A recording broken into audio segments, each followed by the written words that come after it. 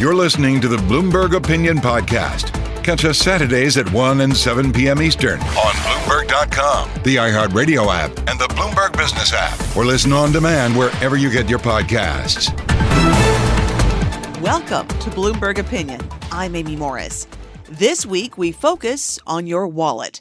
Members of Generation Z and some millennials are feeling some intense economic anxiety. How is that different than any other generation that came before? Also, holiday shopping is upon us, and you might not be happy about the rising prices, but you're spending like you don't care. And you might have also noticed how the dining industry is going through a sweeping overhaul. But we begin with a look at small businesses and how America's smallest companies can tell us a lot about the health of the U.S. economy and where the vulnerabilities are.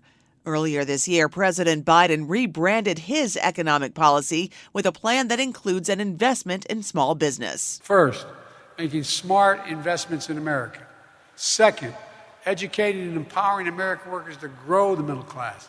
And third, promoting competition to lower costs to help small businesses. Let's bring in Bloomberg opinion columnist Jonathan Levin, who covers U.S. markets and economics. And Jonathan, what are you seeing in America's small businesses that's giving you a read on the economy and where there might be weaknesses? So basically, cautious optimism. I always think it is important to look at the small business space because they can be sort of a canary in the coal mine, especially in an environment like this of contracting credit and higher interest rates.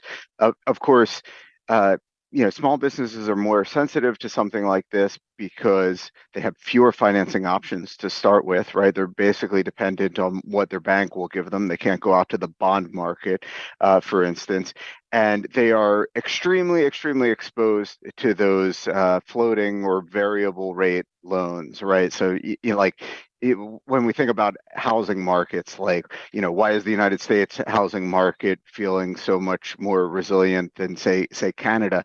It's that variable rate effect, right? When you have a variable rate, as soon as the Fed goes out and tightens, everybody feels it. It's not just the people going out and getting new loans. So I did think it was very important to look at small businesses, but the big picture is a picture of resiliency, and to sort of give everybody the TLDR at the top. I don't want to say that they can hang in there forever. I don't think that small businesses are going to be able to hold up if the Fed stays this tight for the foreseeable future. But at the moment, there's no reason to think that the small business sector is at imminent risk of some sort of collapse. Far from it, actually. You actually made a really good point in your column on the Bloomberg Terminal about how federal support during the pandemic may have impacted this, may have sort of skewed the numbers a little bit, artificially supporting these businesses so that, even had they not had that federal support, they might not have been here anyway. So, one of the reasons I like to dip into the bankruptcy space from time to time is to do a little bit of myth busting, right? And so tourists in the bankruptcy space will, from time to time on Twitter or things like that, or X, I should say, they will pull up the chart of the trend in bankruptcies. Maybe you'll take like a 1-year rolling average and you'll say, oh my goodness, bankruptcies are trending up. And that is indeed true of small businesses as well, but it's important to think about level as well as trend.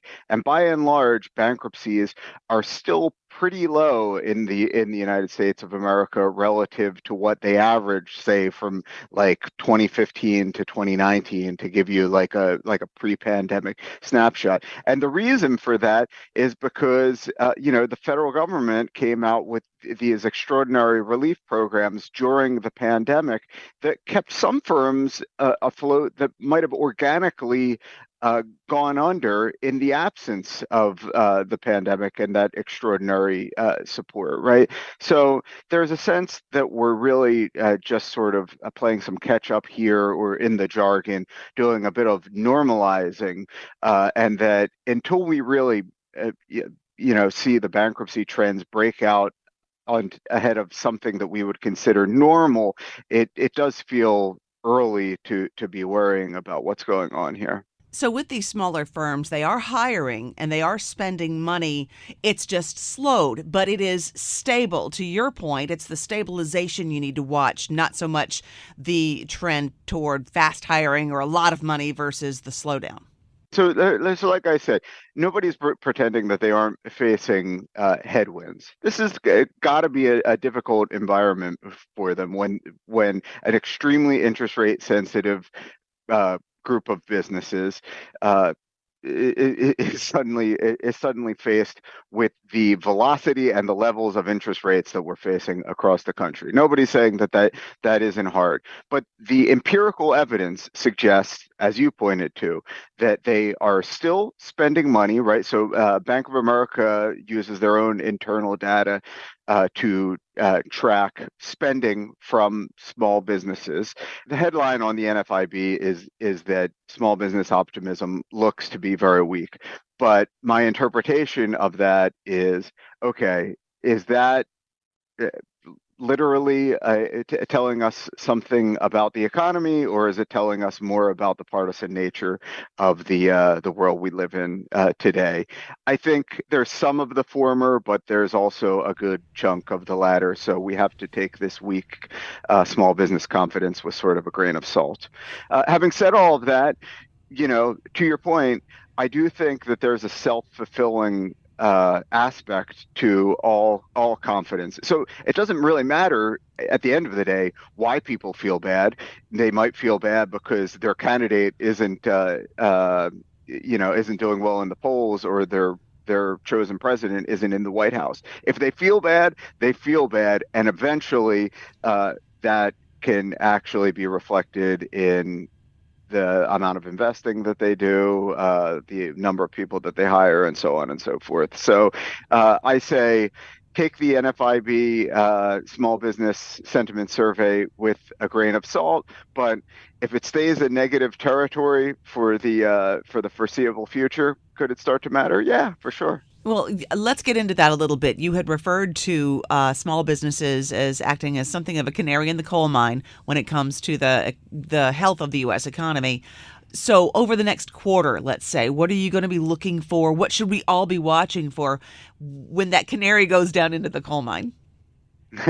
So I would, in terms of watching the bankruptcy data itself, this stuff could get really noisy. So I would not get excited about small business bankruptcies unless you saw a really meaningful breakout, sort of to the upside. And the reason for that is sort of multifold. As I said, we're still at really modest levels of bankruptcies. So like you would sort of want to wait for the normalization to take place and see if the trend keeps going. And number two, there's something else going on in the bankruptcy code at the same time, and it's hard to disaggregate that from the macroeconomic trends, right? So basically, we often forget this, but in 2019, an act of Congress created this thing called Subchapter 5 in the Chapter 11 code, and it gave a lot of small businesses access to sort of a form of reorganization that they probably wouldn't have been able to access in the past, both because of the complexity of the code and the inherent costs and all of that. And so this, for the first time, starting when this became effective in 2020, brought a lot of small businesses into the bankruptcy data for the first time. And a lot of proponents of this change would say this is actually a good thing, right? This means that more small businesses are availing themselves of this new structure to try and survive. It's not a bad thing at all, potentially, right? So as Subchapter 5 becomes more popular, we need to be aware of the fact that the numbers of small business bankruptcies may be going up, and it may not necessarily be telling us anything about macroeconomic cycles. So my point on the bankruptcies data is I would be very cautious with getting carried away about small ticks up or, small ticks in the other direction.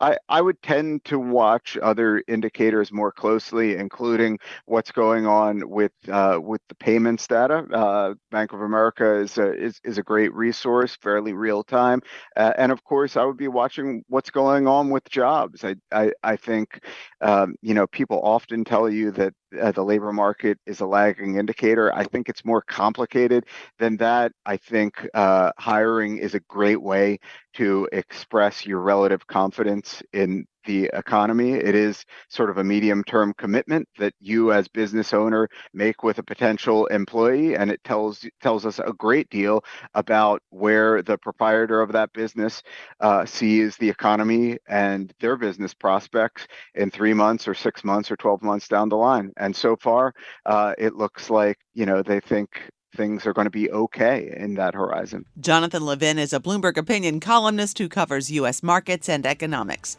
Bloomberg Opinion continues with a look at holiday shopping, and even with the higher prices, that's not slowing you down. This is Bloomberg.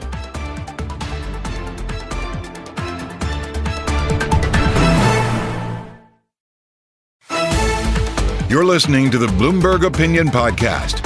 Catch us Saturdays at 1 and 7 p.m. Eastern on Bloomberg.com, the iHeart Radio app, and the Bloomberg Business app, or listen on demand wherever you get your podcasts. This is Bloomberg Opinion. I'm Amy Morris. We are well into the annual ritual of shopping, baking, and planning for the holiday season, the food and the gifts and the travel. And in fact, this holiday season is bound to be a blockbuster. The National Retail Federation expects shopping to hit record levels this month and in December. Kristen McGrath is an editor with Retail Me Not, which finds consumers are spending 29% more than last year. Retailers are starting extra early because they want shoppers to do multiple rounds of shopping. And even though consumers are not happy with these higher prices, that's not slowing them down. Let's talk about this with Bloomberg Opinion columnist and author of the Bloomberg Opinion Today newsletter, Jessica Karl. And Jessica, how are things different from last year? Economists had predicted that the U.S. was going to enter a recession. Yeah, so last year's predictions did not work out. This year, hopefully we won't enter a recession, but people still have mixed feelings about whether that will happen. But really what happened this year was the disconnect between the consumer and what economists saw. So consumers weren't happy about the economy all year long. And that was the big economic story of last year. Right. The big disconnect between consumer sentiment and consumer behavior. What's causing that disconnect? It has to do with a thing called money illusion. So people love to hate on the economy and they'll say, oh, everything was cheaper years and years ago, but they don't recognize that their wages have gone up and things have just gotten more expensive across the board. But they wouldn't be happy about, they're not talking about their wages. They're talking about this price sticker on the, bag of Oreos that they're buying at the store, which, by the way, it's interesting. There's this big theory about how Oreos are also a stagflationary trend where the cream inside of them, the ratio of that to the cookie is going down. So There's these visible, tangible signs that people start to worry about the economy. And that's an interesting thing. And it says a lot. They're saying a lot of different things versus what they're actually spending their money on. So people are still spending and spending and spending. So economists are very confused by the sentiment being very negative, but yet they're spending and the credit card debt's going up and stuff like that. So it's just interesting. When you talk about shrinkflation, like the example that you just gave with the Oreos, many people do tend to see the economy through the lens of their purchases, how much they're paying for items, and the impact of I guess, shrinkflation, for lack of a better word. What are you seeing among consumers? Is that the going trend at this point? I think they're definitely more observant of when the quality of their products goes down. There's also, and they're usually lower ticket items. They're, bag of chips, cake mix, which is interesting. People observe that Betty Crocker's cake mix, the weight of the dry ingredients went down. So they they actually just are putting less cake mix in the box and telling you to use the same amount of wet ingredients. So people are picking up on these little things that are happening in their day-to-day lives, and that's causing them to believe that the economy is really bad. And there's probably a lag, right? If we're seeing really great disinflationary data right now, that will take time for consumers to kind of realize that, oh, things aren't getting more expensive. But the reality is that those prices that went up in our inflationary times are going to kind of stay at that level. So that's not making people happy. I understand the anger or the discontent with the inflation and with the prices. However, could that disconnect between the consumer spending and the consumer sentiment be politically motivated? It can certainly be politically motivated. I think if you look at who's president during the different times, everyone blames the bad economy on that current president if they don't agree with their political beliefs. Sure. So yeah, I mean, during Trump, Democrats said the economy is awful, and during Biden, Republicans will say the economy is awful. And the reality is that Biden's economy is actually really good. He just has like a messaging problem. And he needs to kind of appeal to more moderate voters in that respect, which we've also written about. But it's a challenge, definitely, from a messaging standpoint, especially when you're seeing little signs that make you believe that the economy was bad. And we also talked about this in terms of the vibe session all throughout last year, which basically just says people are saying the vibes are off. But what does that really mean? They're still spending. They're still propping up the economy. And that's hopefully will stay true next year as well. And you mentioned a few baking items as far as shrinkflation is concerned, but let's get into it a little bit because we are entering the holiday season. This is when we travel, we shop, we give gifts, we bake. What are we anticipating then if the consumer sentiment is down, but the consumer spending of late has been higher?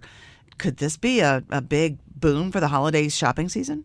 The holiday shopping season has definitely been pushed forward, and you can already see this week if you go into your browser. This is the week, we're talking leading up to Thanksgiving, but we're not to Black Friday yet. You can see that people are already putting things on sale. Sites are having these big sales even before Black Friday. I think part of that is because the retailers are confused about what consumers are willing to spend. People say they're on a budget, blah, blah, blah, but like all signs point to them spending a crazy amount of money. I think that TSA said they're expected to be a record travel season. They always say that, but it should be a record travel season this year. So people are spending on flights, they're spending on gifts, they're spending on food. I think it could be a blockbuster, but nobody really knows yet, obviously. And we are talking with Bloomberg Opinion columnist Jessica Karl about consumer sentiment during the holiday season. Also, Jessica, another indicator, are people saving? Could the spending all of our money come back to haunt us? Yes, I don't know if people are saving as much as we would hope. During COVID, we did have this big buildup of consumer saving. So that is good in respects. In that way, our coffers are still pretty strong, but people are spending money on entertainment. They're just spending and spending and spending. Bloomberg actually ran a great graphics piece yesterday about auto loans and how those auto loan delinquencies are up. It's a lot of people take out these auto loans and they have no ability to pay them back.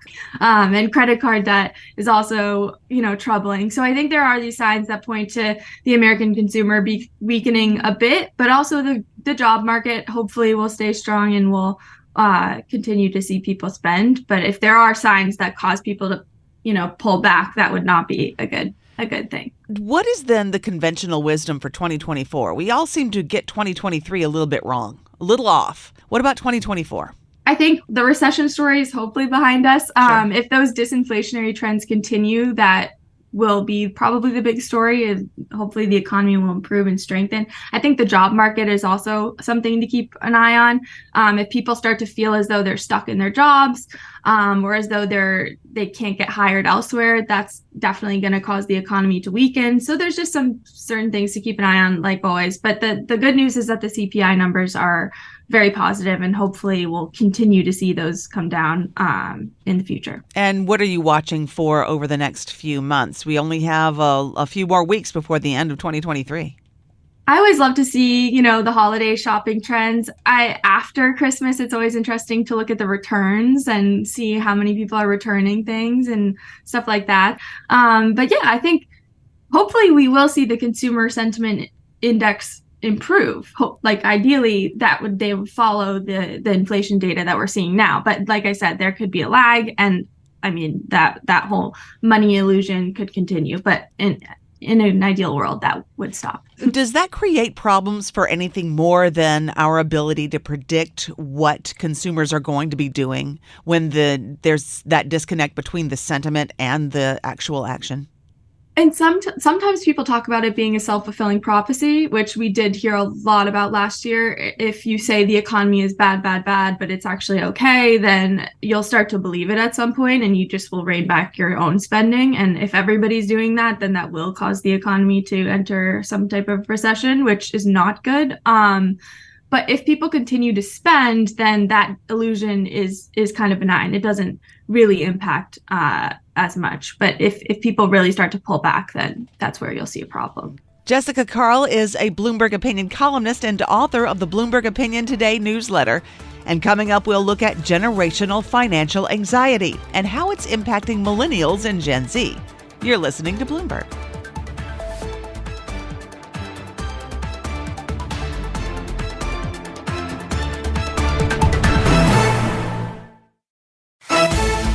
You're listening to the Bloomberg Opinion Podcast. Catch us Saturdays at 1 and 7 p.m. Eastern on Bloomberg.com, the iHeartRadio app, and the Bloomberg Business app, or listen on demand wherever you get your podcasts.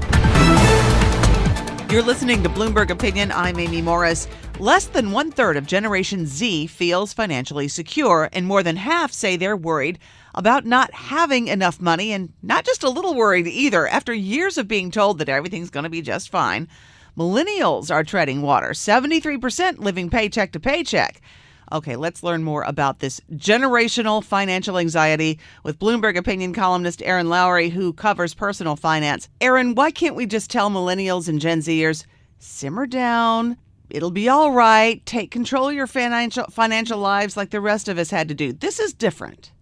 It's different, too, because, again, I just always feel the need to assert this up top with millennial conversations. Oldest millennials are 42 years old.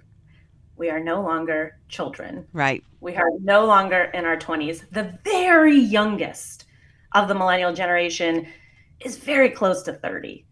And I think that contextually is so important because you can't tell a 42-year-old, just wait. Just wait your turn. It's going to come. Everything's going to even out. We're starting to feel a little panicked at this point.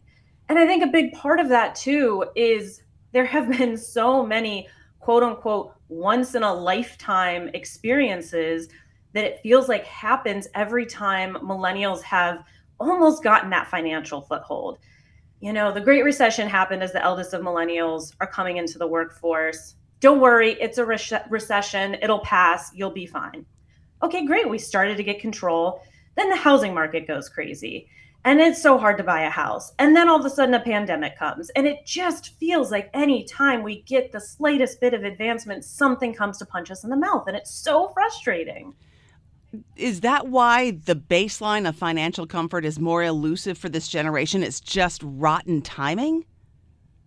Part of it's rotten timing. And let's also be honest, part of it is systemic issues, wage stagnation. It is not apples to apples right now when we're looking at trying to get into the housing market. I wrote a column a while back about, boomers.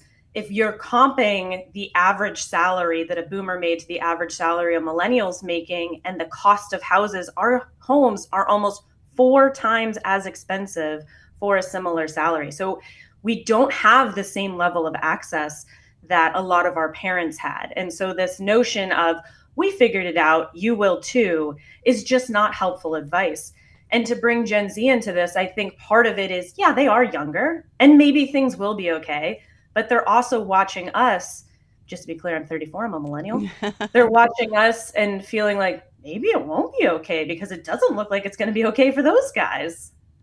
Let's dig into that a little bit. What else is it that millennials and Gen Z may be facing that the rest of us, Gen X here, and then there's a boomer in my house as well, the rest of us didn't have to face as boomers and Gen Xers? It is different, and you mentioned housing. What else is out there that's different that we didn't have to deal with? I also want to acknowledge Gen X and boomers had their own things. There have been once in a lifetime experiences for every generation. Sure. And it hasn't just been a flat, straight road for absolutely everybody. I do feel like what is feeling like a big gap here life is just more expensive, even when we compare for inflation. Wages have not gone up in the same way to comp for that. There's a stat flying around that someone fact checked me on it, but it basically was like, hey, if your parents were making $100,000 in their 30s in the 80s, you have to be making close to $300,000 for that to be the same amount of money. And that's heavy to us, for one. For two, student loans aren't even comparable. I know that there are plenty of Gen Xers who had student loan debt. The price of college is not even remotely the same. It does feel like millennials were sold this bill of goods of, hey, if you just go get a 4-year degree, the world is your oyster. You will be able to go have job security. Again, that hasn't really proven to be true. And I do see a little bit of an advantage for Gen Z here, where it feels like they have kind of learned from our example. They are a little bit more skeptical of college. They are looking at alternative options that still yield a good salary. Technology is really changing the game here. AI is opening up a lot of questions. So perhaps things will be different for them, but it does feel for millennials, and again, maybe this is just a feeling, maybe factually we are wildly off base. I don't think so. But that everything feels way more expensive and that we aren't being given the same kind of economic opportunities that generations before us had. And we are talking with Bloomberg Opinion columnist Erin Lowry about generational financial anxiety, specifically with millennials and Gen Z. You talked a little bit about housing. You talked about the cost of an education, which you're absolutely right. It's skyrocketed since I was in school. So let's look also at healthcare. That is often linked with employment. Why is that so risky for these up and coming generations?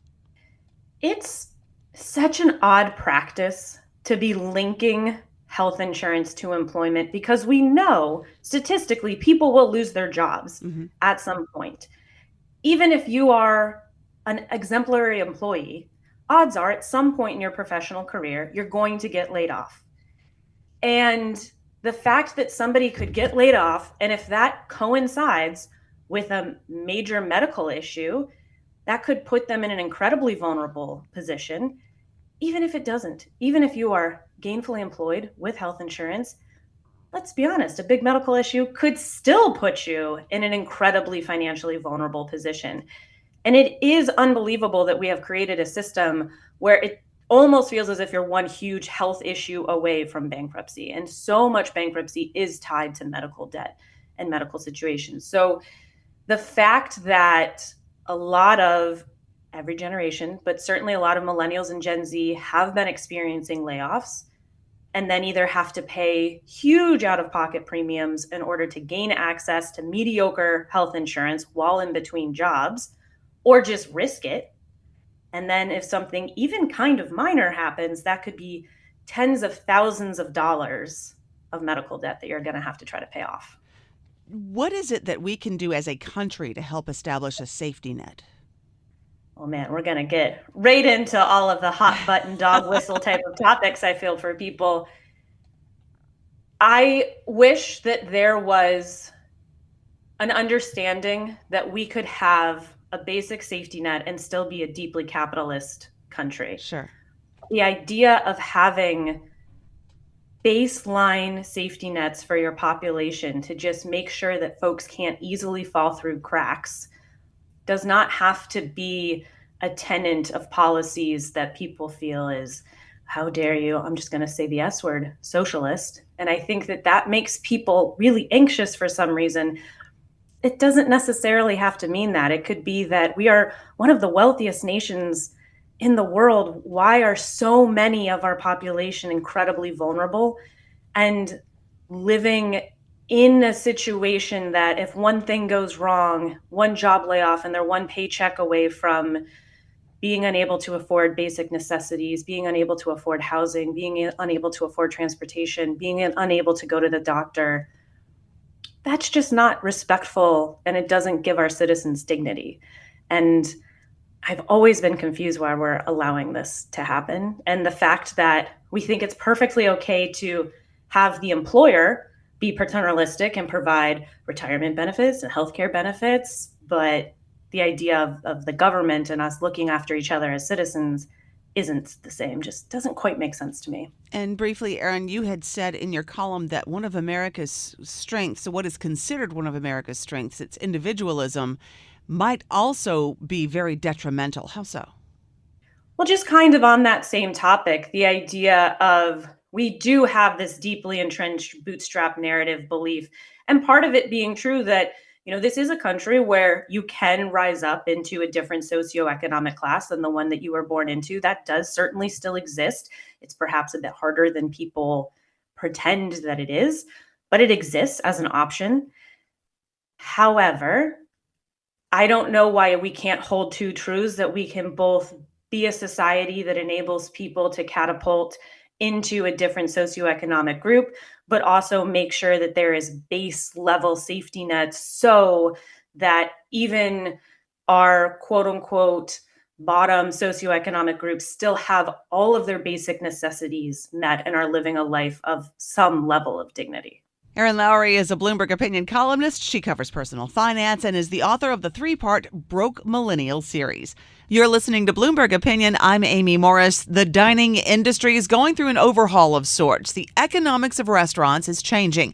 Let's find out more with Bloomberg Opinion columnist Justin Fox, who covers business. Tell me what's changing. What has already happened? What changes are coming? Basically, Americans are buying about as much food at restaurants as they were. They're on the same trend as before the pandemic. It just kept going up and up and up. And employment at restaurants is still way below that trend. So it's basically as much as being served with fewer servers.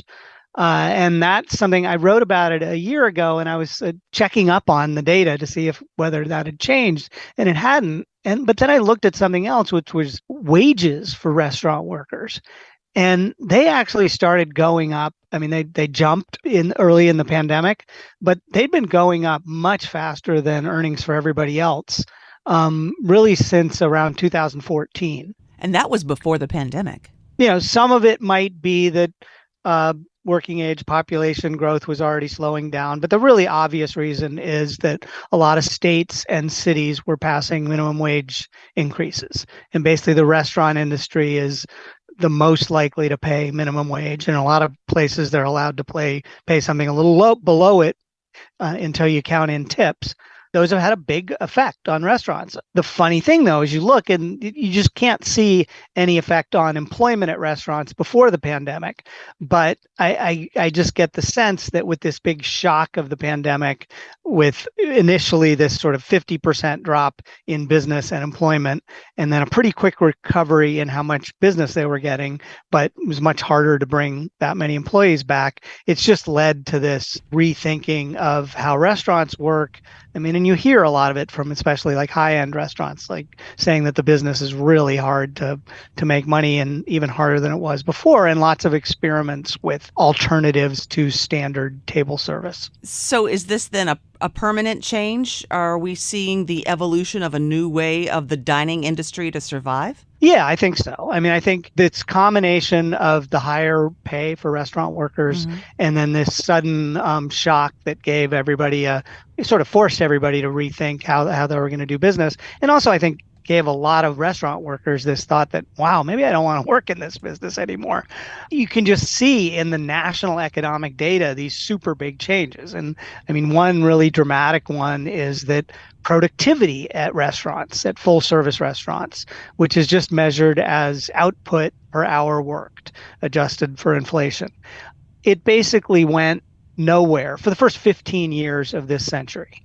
Productivity growth hasn't been great anywhere, but it was more than that in the rest of the economy. Started to rise a bit after 2015, and then this huge jump in 2021, and it fell back a little bit last year, but it's still just much higher than it was before. And that just means you're getting more output, which in this case is food served to people per hour worked in restaurants. What's the next step in this readjustment, in this fix?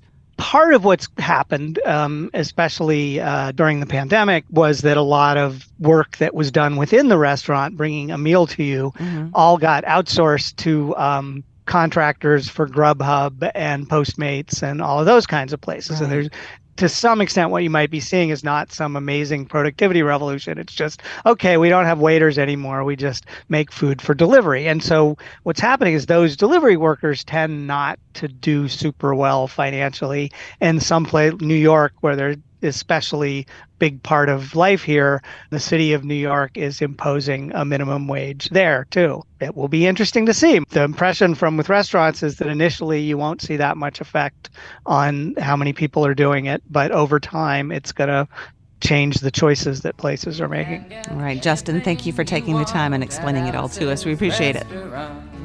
Thanks for having me. You can get anything you want at Alice's restaurant. Walk right. Justin Fox, a Bloomberg Opinion columnist covering business, and that does it for this week's Bloomberg Opinion. We are produced by Eric Mullo, and you can find all of these columns on the Bloomberg Terminal. We are available as a podcast on Apple, Spotify, or your favorite podcast platform. Stay with us. Today's top stories and global business headlines are coming up. I'm Amy Morris, and this is Bloomberg.